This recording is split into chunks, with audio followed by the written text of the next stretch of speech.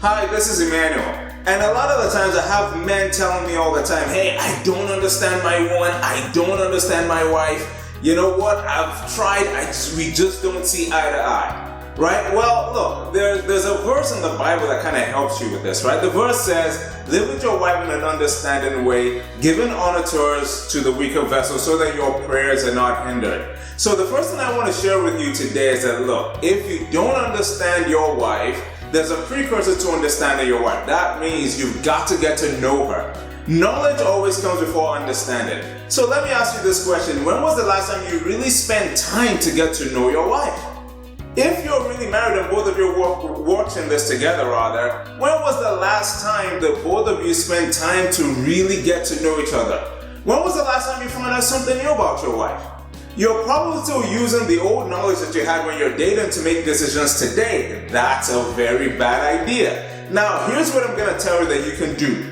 4 simple things that you can do, and it's found in the word clue, all right? C-L-U-E. All you need to do is make sure that once a week you set a time to have a conversation with your wife where you get to practice curiosity, where you get to ask her questions and you get her to answer. And the purpose of asking her questions is not to beat her over the head, it's so that you can learn. That's the L in the clue. The C stands for curiosity, the L stands for learning. And then the U means you're learning. Why? So that you want to more understand where she's coming from. You want to get her perspective. You don't want to listen to her perspective and then be like, well, I agree or disagree with it. No, you're listening to learn and then to understand. And why? Last thing you need to do is E. You need to empathize.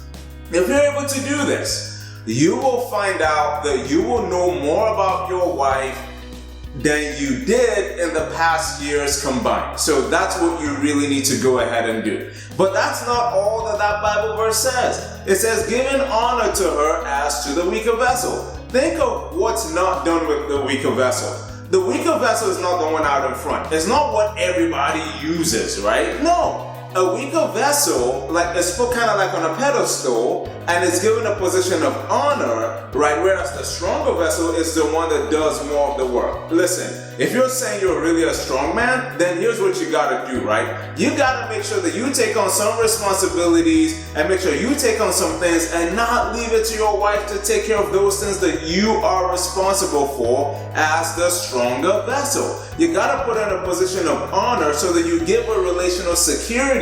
If you do that, I tell you, your prayers won't be hindered. What does that mean?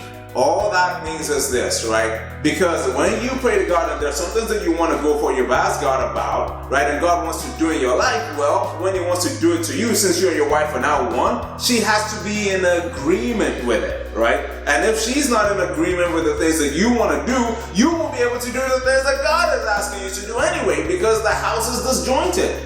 But if you go ahead and live with your wife in an understanding way, you implement this clue night, right? Curiosity to learn, to listen, to understand, and to empathize, and then you give honor to her, give her that relational security, you're going to find out that the things that you want to do, actually she wants to do them as well. You're going to be happy, she's going to be happy, marriage is going to be a lot better.